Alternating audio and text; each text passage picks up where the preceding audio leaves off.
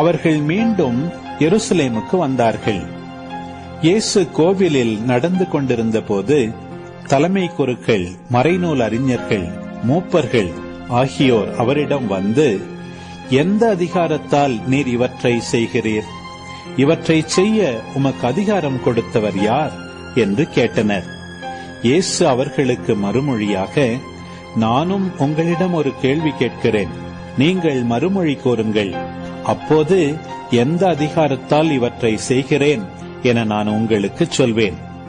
திருமுழுக்கு அளிக்கும் அதிகாரம் யோவானுக்கு விண்ணகத்திலிருந்து வந்ததா அல்லது மனிதரிடமிருந்து வந்ததா?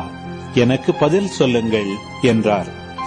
அவர்கள் விண்ணகத்திலிருந்து வந்தது என்போமானால் பின் ஏன் அவரை நம்பவில்லை என கேட்பார்.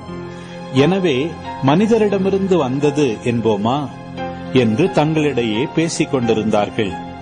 ஆனால் மக்கள் அனைவரும் யோவானை ஓர் இறைவாக்கினராக கருதியதால் அவர்களுக்கு அஞ்சினார்கள். எனவே அவர்கள் இயேசுவிடம், எங்களுக்கு தெரியாது என்று பதிலுரைத்தார்கள்.